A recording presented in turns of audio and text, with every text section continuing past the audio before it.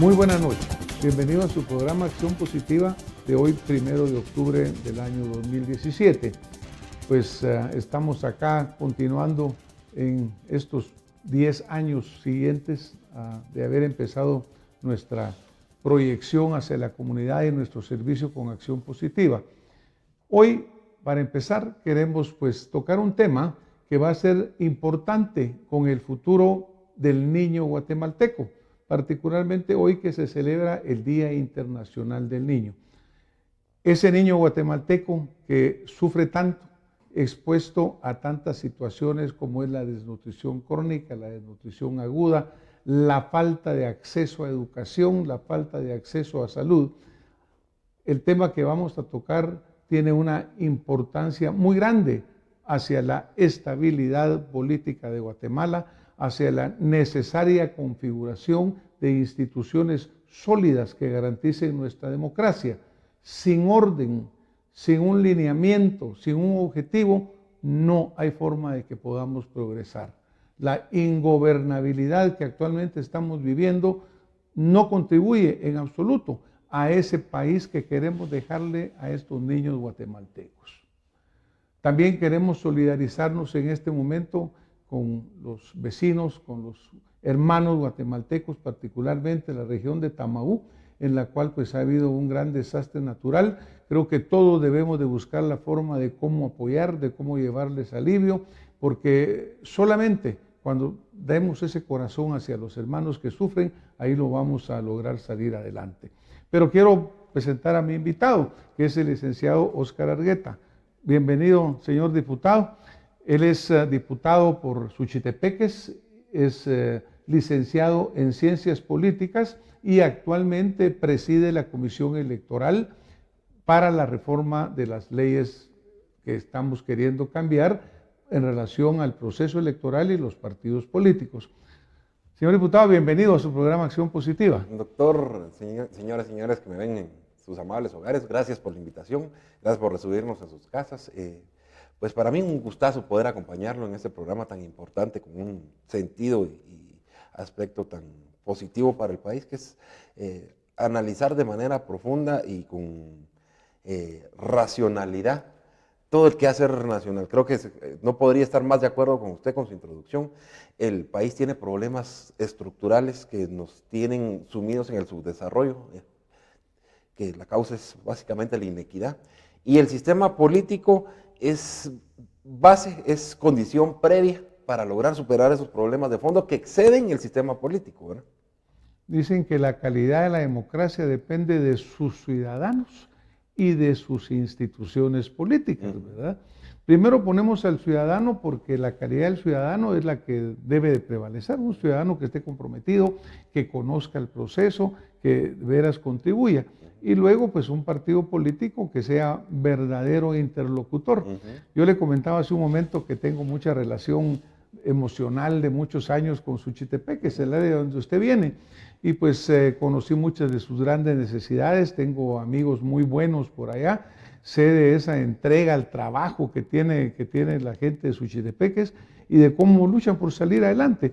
Pero obviamente el sistema tiene que ayudarlos, el sistema tiene que permitir que podamos trabajar. Señor diputado, en este momento ustedes tienen un reto enorme en sus manos. Usted está presidiendo esta comisión electoral y de partidos políticos para las reformas que se quieren hacer. ¿Nos podría comentar básicamente cómo están enfocando ustedes en este momento el trabajo que tienen que hacer? Bueno, con gusto, le cuento. Nosotros recibimos la presidencia de la comisión este año y se inició el trabajo con dos iniciativas de ley, una que envía el Ejecutivo al Congreso de la República en noviembre del año pasado y otra que entregan unos compañeros diputados en el mes de junio del año pasado. Entonces nosotros tenemos como objeto dictaminar, es decir, hacer un análisis técnico de ambas propuestas y presentar el proyecto de decreto al Congreso de la República. De esa cuenta, empezamos a trabajar haciendo el análisis de ambas iniciativas, haciendo algunas correcciones técnicas, agregando temas que habían quedado por fuera, y así nace el primer documento base que le llamamos borrador 1, el cual se sometió a discusión de la Comisión Comisión de Asuntos Electorales, con observaciones de los compañeros diputados, nace el borrador número 2, que lo llevamos a unas mesas de diálogo con diferentes organizaciones de la sociedad civil. Llegaron cerca de 19 organizaciones, entre las cuales le puedo mencionar Acción Ciudadana, le puedo mencionar CACIF, ATAL, el Consorcio Universidad Rafael Landívar, USAC, ACIES, bueno, una extensa las más cantidad conocidas, de grupos. que además son instituciones que se han dedicado a este tema. Se les escuchó, se recogieron sus inquietudes, muchas de ellas fueron incluidas y así nace el borrador número 3. El borrador número 3 sufre cambios a partir del pronunciamiento que el Tribunal Supremo Electoral hace de manera pública y nace el documento que la semana que está recién terminando se inició a votar ya en la Comisión de Asuntos Electorales. ¿Cuáles son los grandes objetivos? ¿Por qué le hago toda esta introducción? Primero, porque es importante que entendamos que esto es sistémico, no es de coyuntura. No podemos legislar a partir de una coyuntura específica. Yo creo que ese punto quisiera recalcarlo, señor diputado, porque yo creo que es sumamente importante. Sabemos la situación crítica que estamos viviendo, esta inestabilidad, este hecho que todo el mundo ahora pues quiere opinar, quiere decir, quiere ser escuchado, unos legítimos, otros no legítimos. Entonces yo creo que el hecho que usted señala que esto es sistémico y no coyuntural es fundamental, porque también usted mencionaba el hecho de que se ha reunido con diferentes sectores de la sociedad, digamos. Únicamente el único que puede hablar por el pueblo de Guatemala con una voz real es cuando se produce un proceso electoral. El resto son la expresión de grupos que tienen intereses particulares, que tienen visiones particulares, ¿no? Pero, por ejemplo, usted viene de Suchitepeques. ¿Cómo oye usted la voz de las personas que votaron por usted? ¿Cómo sabe lo que ellos quieren en este tema? ¿Qué comunicación usted mantiene con su pueblo, con su gente que lo eligió? Yo procuro estar en el departamento por lo menos 2 o 3 fines de semana del mes. Por cuestiones de responsabilidad con el partido, me corresponde a mí ver otros territorios en temas organizativos, pero sí 2 o 3 fines de semana del mes yo voy al departamento. Llego a Mazate, dejo mis cosas, me monto al carro y me voy a las comunidades en las cuales está la base social que nos eligió. Y entonces yo mantengo una comunicación de manera directa con por lo menos los dirigentes comunitarios que nos han apoyado y que son los que nos han llevado ahí. Y le voy a ser absolutamente honesto, la mayoría de las personas de a pie no están pensando en este tema, están pensando en sus necesidades diarias. Entonces ahí es donde la responsabilidad del diputado distrital se convierte en gestor.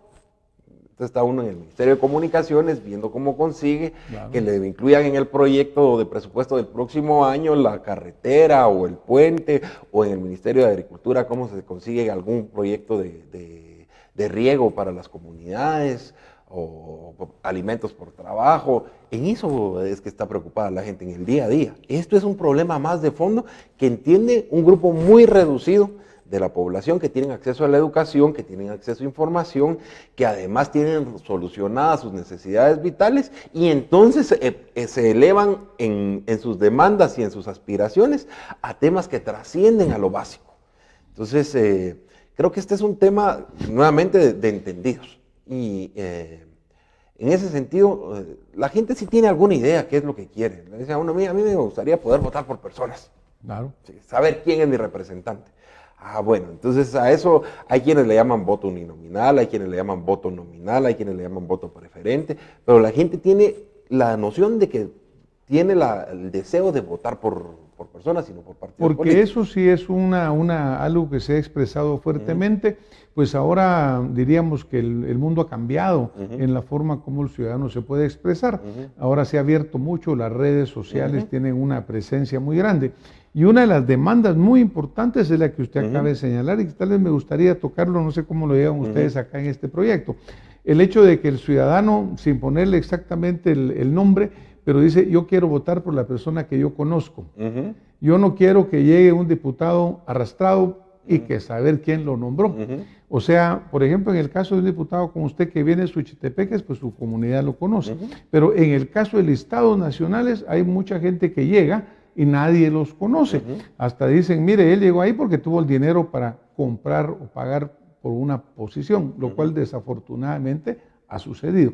¿Cómo están enfocando ustedes el punto específico de decir el pueblo o una parte importante del pueblo o la que se puede manifestar está diciendo yo quiero ver la foto de la persona por la que voy a votar porque quiero conocerlo? Okay. Bien, importantísimo. Creo que la gente tiene que tener la posibilidad de escoger. La libertad es un principio fundamental en las sociedades democráticas. Si no hay libertad, no hay democracia. Entonces, en ese sentido, uno tiene que tener la posibilidad de escoger por personas o votar por el cúmulo de valores o de ideas o de visiones que representa un partido político.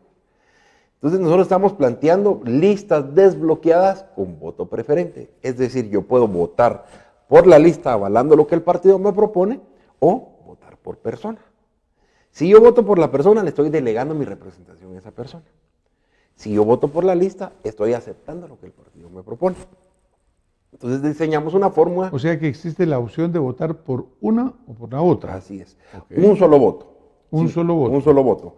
Hay sistemas que permiten que una persona vote tantas veces como diputaciones, como escaños ahí en juego, fraccionando su voto tantas veces como quiera. Eso es una complicación operativa a la hora de entrar a contabilizar los votos y a asignar los escaños.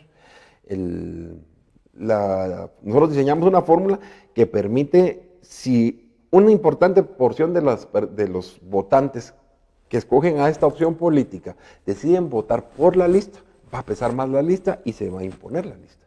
Si la mayoría votan por las personas, se va a imponer la voluntad del grupo menor que avala de forma más concentrada a un candidato específico. Me han criticado que por qué no se saca la posibilidad de votar por partido y se obliga a votar por personas. Y la respuesta mía es justamente que yo le apuesto a instituciones, no a personas. Entonces creo que es importante, el partido tiene algo que decir y además la libertad del ciudadano de escoger entre una u otra opción. Se me criticó que la fórmula hacía que pesara mucho el partido, lo cual depende nada más de la porción de ciudadanos que decidan avalar la lista. Si un 30-35% de los ciudadanos deciden avalar la lista, va a tener mayor peso la lista que si solo el 10% de ciudadanos decide avalarla. Yo creo que ahí el punto importante va a ser la plena comprensión del ciudadano de cómo es este mecanismo. Lo indudable es que el ciudadano ya no queremos votar por alguien que no conocemos. Ya no queremos que las negociaciones se permitan dentro de los puestos. Yo le mencionaba hace un poquito antes, o yo le mencionaba antes cuando empezamos el programa, le decía, mire, es que hay gente que compra su curul, y eso ha sido una realidad. Entonces, ver cómo quitamos eso y cómo el ciudadano tiene el derecho de decir, no, yo voy a votar por el señor diputado Óscar Argueta porque me complace lo que él propone, lo creo una persona capaz, y no porque lo llevó el partido, sino que sea diferente. Esa es una de las partes bien críticas que yo creo que va a ser fundamental. Otra de las situaciones que se ha venido planteando es lo que nos sucede cíclicamente. Se elige un presidente y al año, los que logran llegar al año ya nadie los quiere, porque ya no sirve acá, el diputado no sirve. Entonces se habla mucho de la revocación del mandato, que hubiera un referéndum revocatorio a la mitad del periodo o en un momento determinado. Yo sé que la ley establece periodos, usted es electo para X periodo, pero también la ley se puede modificar. ¿Qué piensa usted de un referéndum revocatorio para que el ciudadano lo confirme o no? Y por otro lado, que los señores diputados y alcaldes no sean electos en el mismo, sino que sean electos a mitad del periodo, para que haya un como balance de poder. Sí, mire, a mí me parecen ambas ideas excelentes. Primero nos permitiría tener a la ciudadanía embebida, involucrada en temas políticos de manera más recurrente, de manera más constante. Y si el ciudadano está enterado, está informado, está involucrado, está pendiente del qué hacer político, vamos a tener instituciones que funcionen mejor. Pero aquí lo que nos pasa es que cada 4 años estamos, bueno, ¿quién va a ser el alcalde, los diputados y el presidente? Entonces a mí me encantaría tener un sistema en el cual los municipios no tengan que tener todos la misma fecha. Cada municipio escoge en qué fecha elige a sus candidatos, a sus autoridades. Los departamentos, el Congreso, que se renovara no de un solo, sino que fuera en partes la mitad o una tercera parte cada cierto tiempo. Habría que hacerlo muy bien para evitar también pues una ingobernabilidad. Podría ser la mitad junto con el presidente y la mitad a medio periodo. Pero todo esto requiere reforma constitucional. Sí. No se puede hacer por la ley electoral. O sea que en este momento, dentro de lo que ustedes están haciendo, no cabría. Tendría que ser tema de una constituyente, por ejemplo. O del Congreso de la República en función de poder constituyente derivado, reformando la Constitución y posteriormente yendo a una consulta popular para que el pueblo diga si acepta o no esos cambios. Pero entonces excede la posibilidad de la Comisión de Asuntos Electorales. Esto es un tema que trasciende, que va más allá. Pero sí, el otro tema que usted mencionaba, personas comprando espacios o... En el partido político. Sí, eso tiene que ver también con la falta de institucionalidad de los partidos políticos, que es un tema bien importante que estamos abordando en la iniciativa de ley. Estamos generando las condiciones para que puedan existir corrientes internas dentro de los partidos políticos. Hoy, ¿qué sucede? Usted piensa diferente a lo de un secretario, a lo que el secretario general o lo que el comité ejecutivo está proponiendo, lo meten al congelador, si no es que lo expulsan del partido. Y usted va a hacer otro partido afuera. Exactamente. No puede ser así. Si no, nunca vamos a tener instituciones. Dentro de los partidos debe coexistir diferentes corrientes que generan una sinergia que provoca la evolución del partido político y la renovación de liderazgos. ¿Qué estamos proponiendo? Primero, que el secretario general, la figura de secretario general sea incompatible con la candidatura presidencial. Si el secretario general, el candidato ex oficio. Exactamente. Si quiere ser candidato presidencial, tiene que renunciar 6 meses antes de la convocatoria, tanto ante el Comité Ejecutivo Nacional como dejar la constancia en el registro de ciudadanos. ¿Para qué? Para que no determine él si él es el candidato o no, sino sean las personas. Después, en las asambleas, voto secreto. Porque hoy llevan a los delegados y el delegado levanta la mano ante la vista de todo el mundo, entonces está coaccionado a hacer lo que le dijeron que tenía que hacer. Entonces, y eso entiendo que ya lo aprobaron. Dentro de lo que han venido aprobando ya está aprobado eso. Eso el tribunal lo tiene vía reglamento. Nosotros lo estamos poniendo en ley, porque el reglamento del tribunal depende de los magistrados. Mañana cambiamos Tribunal Supremo Electoral y puede ser que un magistrado decida cambiar, un pleno de magistrados decida cambiar el reglamento. Es importante que esté en ley, entonces lo estamos poniendo en ley. Claro. Después, también entiendo que el secretario general solo puede durar 2 años. No, él puede reelegirse en una ocasión. Una sola ocasión. Eso es lo que estamos proponiendo, limitar el mandato a un máximo de 4 años. Eso sería. Los parientes del secretario general no pueden estar en los órganos permanentes de carácter nacional, es decir, en el órgano de fiscalización financiera, ni en el Tribunal de Honor y Disciplina. ¿Podría ser un secretario municipal? Sí, podrían ser secretarios municipales, pero los contrapesos que deben tener los partidos a lo interno no pueden estar ocupados por parientes del secretario general. Después, estamos declarando ahí cuáles son los derechos a los que tienen los afiliados de los partidos políticos, y además de participar con voz y voto, de recibir formación y capacitación, puede expresar disenso en las decisiones que tome la alta dirigencia partidaria sin que esto le conlleve ninguna sanción. Porque hoy sale un afiliado a decir, a mí no me parece la manera en que el partido está tomando las decisiones, y lo expulsa. Claro. Perfecto, eso está muy bien. Hablando de reelección, diputado, uno de los deseos del pueblo que se expresa mucho, bueno, no sé si es el pueblo, pero los que están diciendo muchas cosas, es de que no se quiere la reelección de los diputados, de los alcaldes. No existe para el presidente. ¿Cómo están contemplando ustedes la reelección del diputado y la reelección del alcalde? Porque hay alcaldes que tienen muchísimos años y diputados también. En la reforma que se aprobó el año pasado, se contemplaba ese aspecto. Como esta es una ley de rango constitucional, forzosamente, después de aprobarse en tercer debate, debe ir a la Corte de Constitucionalidad para que ésta emita su dictamen de la constitucionalidad, de los temas que se abordan. La Corte de Constitucionalidad en esa ocasión dijo que es inconstitucional limitar la reelección de alcaldes y diputados. Se había limitado. ¿Por qué es inconstitucional y no es inconstitucional en el caso del presidente? Porque en la Constitución está claramente establecido la no reelección del presidente, la alternancia y no reelección. Exactamente. En cambio, el caso de alcaldes y diputados dice podrá ser reelecto y no tiene limitante alguna. En esa ocasión se puso que podía ser reelecto de manera consecutiva en una ocasión. Y la Corte dijo, no, eso no se puede. A pesar del espíritu correcto que tiene la iniciativa, la Constitución establece la reelección. Y bien, yo le voy a ser también muy claro y sincero. Si eso se quisiera cambiar, lo único que podría cambiarlo sería una constituyente. Claro, claro.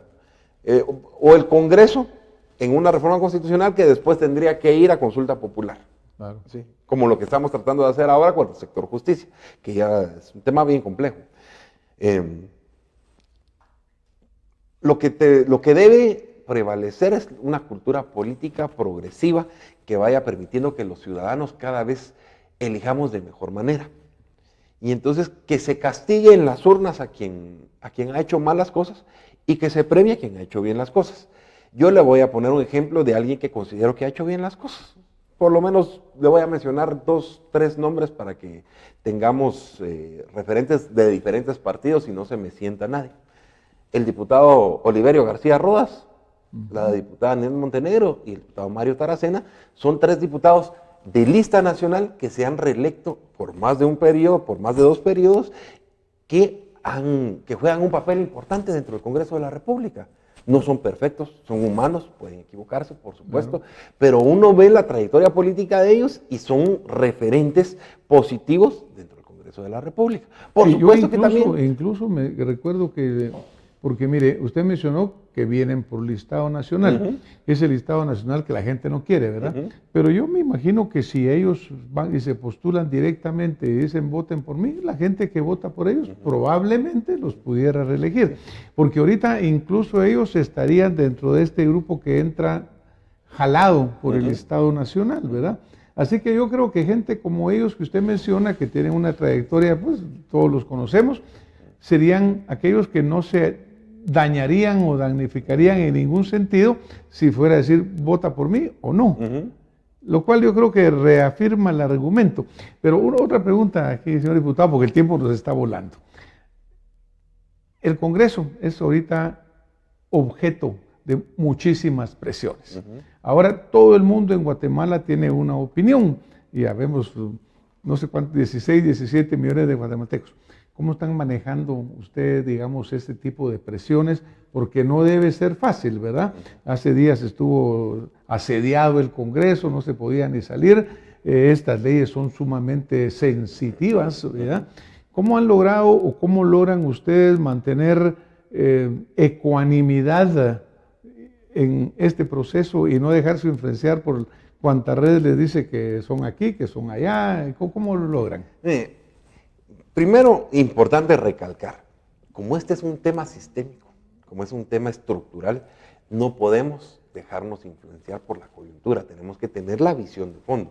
Entonces, si uno tiene esa claridad de que este tema no es coyuntural, uno acepta las críticas, uno acepta las observaciones, las presiones, pero no cambia un documento de este tipo por la coyuntura, por las presiones. Fundamental, porque si lo hacemos así nos vamos a equivocar. Estas decisiones se toman con cabeza fría. Después nos habíamos planteado objetivos desde inicio de año. El objetivo que nos planteamos fue necesitamos generar las condiciones para que en Guatemala empiecen a nacer instituciones políticas verdaderas, sólidas, que trasciendan a las personas. Y ese es el objetivo que seguimos manteniendo. Entonces, si uno tiene esa claridad, pues las presiones se pueden resistir. Yo entiendo que muchas personas en este momento, en el enojo, en la molestia, digan, no, aquí no sirve nada, barramos todo y empecemos de nuevo, pero no es esa la forma, no es esa la forma. Yo creo que la forma es la que estamos planteando aquí, encaminarnos para tener partidos políticos que sean de verdad interlocutores, representantes legítimos de la ciudadanía. Ahora tenemos que tener también absoluta claridad de la realidad, no solo guatemalteca, sino de prácticamente todo el mundo. Mundial. Los parlamentos son instituciones muy poco apreciadas por los ciudadanos, que tienen que ver con las dinámicas propias del parlamento, esa discutidera, por qué discuten tanto y no se ponen de acuerdo, porque representan diferentes corrientes de pensamiento, porque representan diferentes intereses, entendido en el buen sentido. El interés de un sector de la población choca a veces con el de otro, y esas son las representaciones que dan ahí. Entonces, son dinámicas que a veces a la gente no le agradan, pero que son necesarias.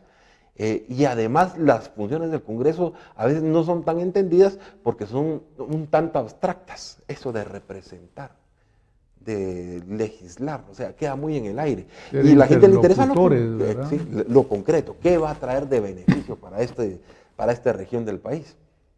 Y con el tema cada vez más señalado de tráfico de influencias, de meterse en temas que no les interesan, entonces uno queda bien con un sector cuando consigue el puente, pero queda muy mal con otra gente porque se está metiendo en cosas que no le corresponden. Y algo interesante, diputado, es de que, por ejemplo, y rápidamente, que ya casi estamos al final, por ejemplo, cuando uno mira el Parlamento en Italia, por ejemplo, en Corea, de repente mira que hasta se van a los golpes, ¿no? Pero en parte, en alguna forma, también refleja la cantidad de partidos políticos. Cuando uno mira sesiones del Senado en Estados Unidos, pues incluso en México, que son partidos más grandes, las discusiones son más formales, son más serias, ¿ya? Así que yo creo que esa tendencia hacia la institucionalidad, hacia desarrollar partidos políticos sólidos que verdaderamente representen al ciudadano y no tener 29 o 30 partidos, yo creo que también va a ir hacia una madurez para que podamos tener representantes que son verdaderos representantes y que son verdaderos interlocutores, porque cuando usted menciona yo voy a Suchitepeques y voy a San Pablo Jocopilas o Samayac, usted va a preguntarle a su votante, a su elector, qué es lo que usted quiere, y usted es un interlocutor de vuelta. Nos vamos a tener que ir, señor diputado, desafortunadamente el tiempo se nos fue sumamente rápido, pues ahí sí con estímulo a seguir adelante con esta lucha que es dura. Definitivamente habrá que oír a los sectores de Guatemala que quieran expresarse, pero yo creo que lo más importante es la legitimidad de lo que ustedes están haciendo y de que esa legitimidad refleje la legitimidad de lo que el pueblo de Guatemala desea. Muchas gracias por habernos acompañado esta noche. A usted gracias, doctor, por la invitación, y a ustedes que tengan una feliz noche. Bendiciones y éxitos, doctor. Muchas gracias, señor diputado. A usted le deseamos muchísimo más éxito por el bien de Guatemala. Gracias. Gracias. Nos vemos la próxima semana con más Acción Positiva. Muy buena noche.